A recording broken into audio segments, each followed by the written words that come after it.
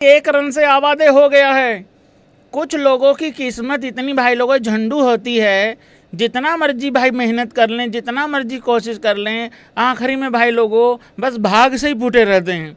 Miller को देख के भाई लोगों बस यही याद आता है, that's Miller for you guys. Impossible को पॉसिबल बना दे, पॉसिबल को इम्पॉसिबल बना दे। कुछ इस तरीके का कारनामा हुआ है भाई लोगों। अभी कमेंट बॉक्स में 2-3 भाई लोग लिख रहे थे, या फिर अब लोग बोलेंगे, क्योंकि भाई लोगों शुभमन गिल की जीत भी तो मतलब हजम नहीं होती ना लोगों को। अब लोग लिखेंगे मैच फिक्स था।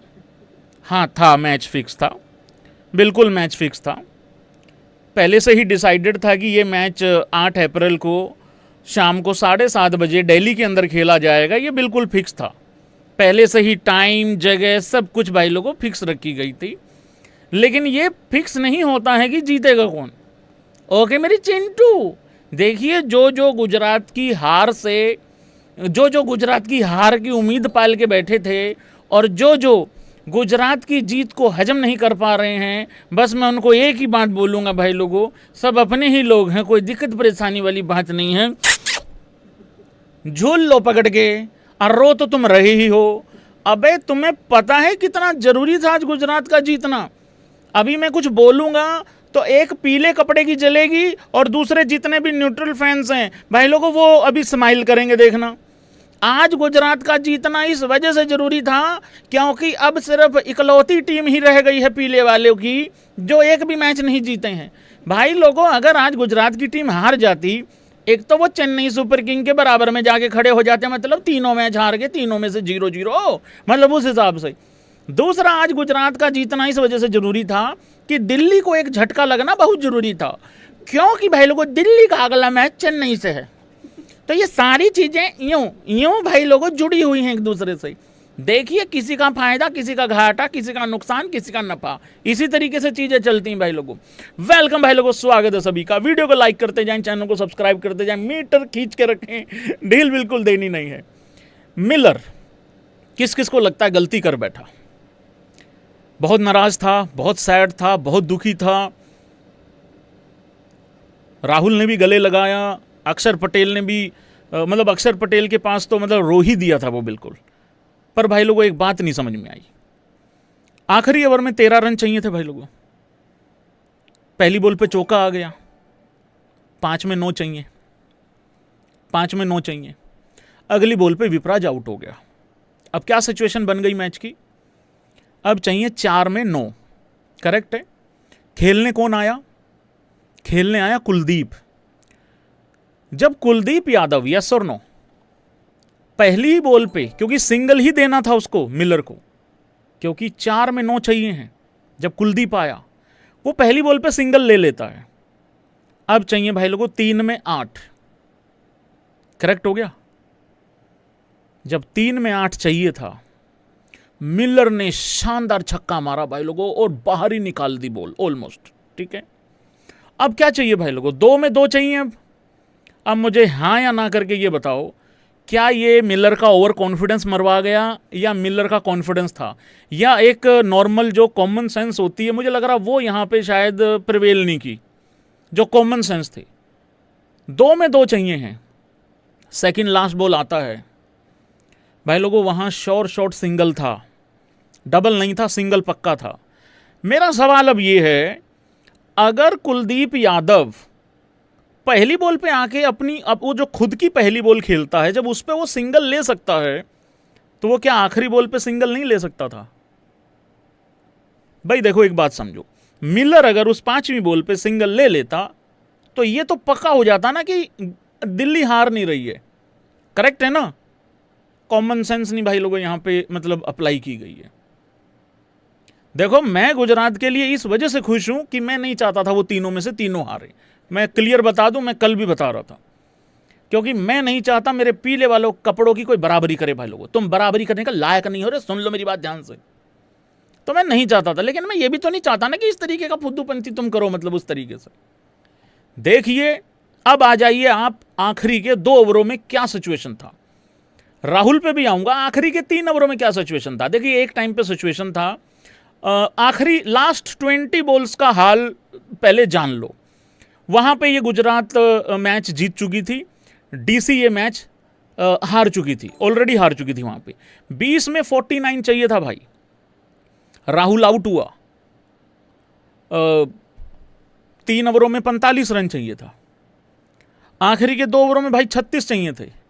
मोहम्मद सिराज का भूत बना दिया मार मार के। आज सबसे ज़्यादा मोहम्मद सिराज खुश है by the way, Mohammed Siraj का भूत बना दिया। 23 रन आते हैं, और मैं यही डिस्कशन कर रहा था कि 18-20 से नीचे का तो ये ओवर चाहिए भी नहीं है, मैच यहीं ख़त्म हो जाएगा। फिर मैच बन गया 13 रन 6 बॉल में, पहली बॉल पे चौका। फिर आगे की मैंने कहानी आपको बताई दी किस तरीके से ये मैच चला है, लेकिन मैच बड़ा लाजवाब हुआ है। ये मैच जिसमें यही ना पता लगे थंबनेल क्या बनाना है, आखिरी तक इंट्रो क्या बनाना है, भाई वो मैच एक्चुअली में बहुत शानदार होता है, बहुत बढ़िया होता है।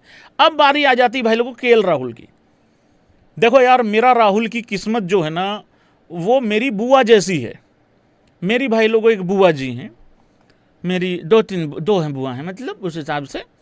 हाँ, मेरी एक बुआ है भाई लोगों, वो मेरी बुआ जी से पूछ लो ना, बुआ क्या हाल चाल है, सब ठीक है, बढ़िया है, ए बेटा बढ़िया है, ठीक है बेटा, मौज हो रही है, ऐसे बोलती हैं वो, ठीक है। कभी कभार क्या होता है, जैसे खाना खा रहे होते हैं, कई बारी कटोरी पे हाथ लग गया है, कोई कई बारी वैसे चल रहे होते हैं तो वैसे चलो कहीं पैर लग गया है, नाखून अंगूठे का वो ठुक गया कहीं है, तो उनसे जब मैं पूछता हूँ अरे बुआ जी ये ध्यान क्यों नहीं दिया है, देख लेते, ए बेटा मेरी तो किस्मती माड़ी है, मतलब मेरी तो किस्मती बुरी है। तो कई बार एक बारी भैंस से भाई आमना सामना हो गया उनका भैंस से आमना सामना हो गया, उनको पता नहीं था ये फलाने फलाने की भैंस है और ये मारती है, भाई लोगों सींग से उठा के कांटों पे फेंक दिया था। तो ऐसी किस्मत, ये मेरे राहुल की किस्मत है भाई लोगों। अब कुछ लोग बोल रहे हैं चिंटू आगे, कह रहे राहुल जिम्मेदार है इस हार का, राहुल ने ये मैच मरवाया है। ए बात सुनो रे ध्यान से, राहुल ने तब तब चौका मारा, तब तब छक्का मारा, जब जब सिंगल डबल लिया, जब जब उसकी रिक्वायरमेंट थी। आखिरी में भाई सिचुएशन थोड़ी दूसरी तरफ से भी कुछ हो नहीं रहा था, मतलब वो ठीक है, राहुल ने स्टब्स को भी रन आउट कराया क्योंकि वो खेल भी तो गंदा रहा था। देखिए दमाद होनियों का भाई जिम्मेदारी ये है, आसपास में कुछ भी अगर गलत हरकत हो रही है उसको निपटाओ, उसको साइड करो। स्टब्स वहाँ पे आउट हो जाता है, फिर उसके बाद मेरा राहुलिया भी आउट हो जाता है। और जब राहुल ने 60-65 रन क्रॉस कर लिए थे, मैं बार बार यही कह रहा था यार ये अब आउट ना हो जाए, यार ये अब आउट ना हो जाए। ये आउट हो गया, ये मैच गया, ये आउट हुआ, ये मैच गया, ये आउट हुआ, ये मैच गया, और गालियां पड़ेंगी अलग से राहुल को।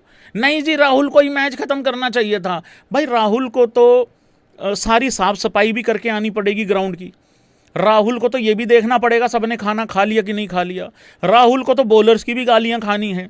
राहुल को तो अभी टीम बस चला के, पूरी टीम बिठा के होटल भी छोड़ के आनी है। अगर कहीं रास्ते में पंचर हो जाए राहुल को, भाई टायर भी बदलना। राहुल तो सारे काम करेगा, और बाकी क्या करेंगे, बाकी बुआ की बारात में आए हैं। ये मैच कहाँ हारी है डीसी, ये मैंने आपको स्टार्टिंग में बता दिया। अच्छा था ये रन, बढ़िया था, रन चेज अच्छा था, बढ़िया हो सकता। राहुल के लिए तालियां हो जाए भाई लोगों, दमाद होनियों ने खतरनाक शानदार पारी खेली है। देखिए किस तरीके से पारी चली है राहुल की, वो बताना जरूरी है।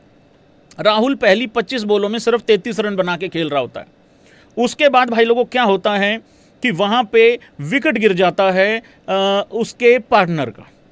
विकेट जब गिरता है निशंका का, दिल से यही आवाज़ आई कि यार अब राहुल को देखो पीछे नहीं हटना पड़ेगा, अब राहुल को जिम्मेदारी लेनी है और अब ठोकना पड़ेगा। भाई लोगों उसी ओवर में कृष्णा जी हो गए एक्टिवेट।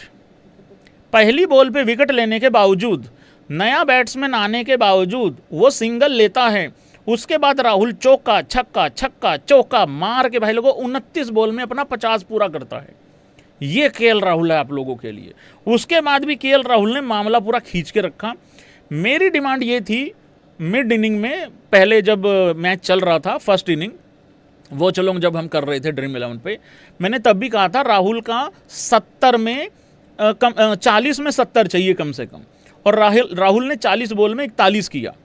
वो चलोंग करते हुए मैंने ये भी कहा कि राहुल की 80-90 की पारी पक्का आ रही है आज, और स्ट्राइक रेट भी मैंने बताया था कि अच्छा रहेगा।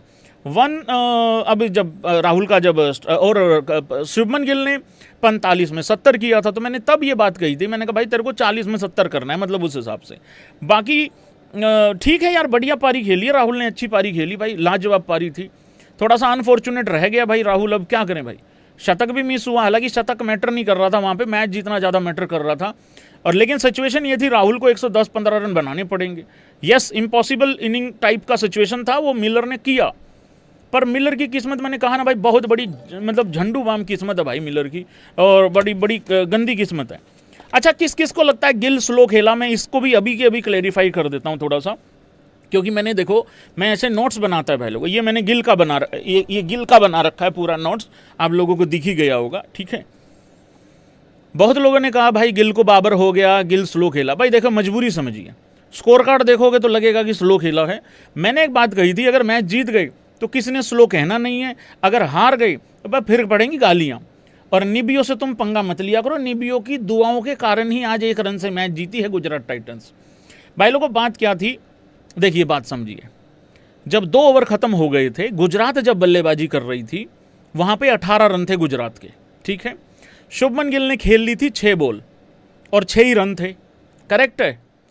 अब आपको हैरानी होगी ये बात सुन के, वो वाले इमोजी डालना अगर किसी में हैरानी हो, ये वाला इमोजी डालना अगर आपको सच में हैरानी हो रही है तो। 2 ओवरों की समाप्ति पे 18 रन शुभमन गिल ने 6 में 6 बना रखे थे। भाई लोगों, पावर प्ले खत्म होता है, गुजरात 68 पे 1 और शुभमन गिल 7 में 7। अरे जब उस आदमी को स्ट्राइक ही नहीं मिलेगी तो वो पावर प्ले में करेगा क्या? देखो, तुम इस स्टैट को इस तरीके से भी पेश कर सकते हो कि एक ओपनर आया, उसने पावर प्ले में सिर्फ 7 रन बनाए। अरे ये कौन बताएगा कि उसको स्ट्राइक ही नहीं मिली दूसरे ओवर के बाद? उसका कारण ये है, उधर से बबलू पगला गया था, अपना बटलर, उनकी अलग से आता हूं मैं, लेकिन वो पगला गया था वहां पे, स्ट्राइक ही नहीं मिली उसको।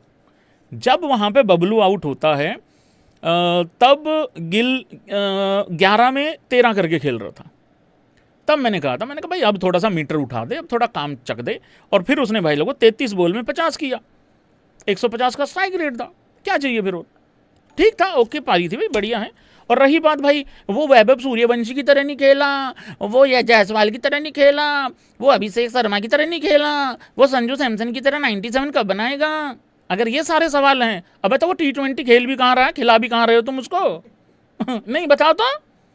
नहीं, रन चाहिए तुम्हें अभिषेक शर्मा की तरह तेज, अरे उसको T20 खिला कहाँ रहे? अगला कह रहा भाई मैं तो खेल भी नहीं रहा, मेरे को गुजरात वाले खिला रहे, मैं गुजरात वालों के लिए बना रहा हूँ। तो भाई ये है, इस तरीके का सिचुएशन है, मतलब कुल मिला के। हाँ जी भाई लोगों, क्या हुआ है मैच में, एक बार स्कोर कार्ड पे चलते हैं। बाकी लोगों की भाई, लड़के लोगों की भी यहाँ पे तारीफ बनती है काफ़ी सारी। अरे मेरे राहुल का फोटो मत दिखाओ भाई। भाई लोगों, बटलर बबलू बहुत अच्छा खेला भाई। बबलू, देखो बबलू ने 2 काम किए बहुत तगड़े वाले। एक तो उसने पारी बड़ी धमाकेदार खेली, मुझे तो यकीन ही नहीं हो रहा था कि बबलू है अपना। जॉस बटलर, जोफ्रा आर्चर, ये इंग्लैंड वालों ने ऐसी की तैसी पहली इंग्लैंड की परफॉर्मेंस नहीं करके दिया भाई साहब। ये वही बबलू है जिसका वर्ल्ड कप में भाई लोगों इससे बॉल नहीं टच हो रही थी, और आज इस बंदे ने 27 में 52 किया भाई, 27 बॉल में 52 किया। थोड़ा सा नीचे सा रह गया था बॉल, बोल्ड किया कुलदीप ने, लेकिन मोस्ट इंपॉर्टेंट चीज उसने आखिरी में ये रन आउट किया भाई। तुम लोगों को पता है जब छक्का खाया है प्रसिद्ध कृष्णा जी ने, जब 2 में 2 रह गए थे, रो दिया था वो पीछे खड़ा होके, और कह रहा था मरवा दी, आज भी पारी मरवा दी, इस तरीके का रिएक्शन था। और वो जो बदानी साहब हैं वो तो इतना हंसे, ओह जैसे गुदगुदी कर दी हो छक्का मारते ही, क्योंकि मैच आ गया था मिलर की झोली में। और मिलर के साथ सबसे बड़ा मेरे को डर यही लगा रहा था, ये है अफ्रीकन, ये है साउथ अफ्रीकन, ये मरवाएगा, ये जब तक जीत ना ले भाई तब तक कुछ होता नहीं है, मतलब उस हिसाब से। तो ये रहा है भाई लोगों।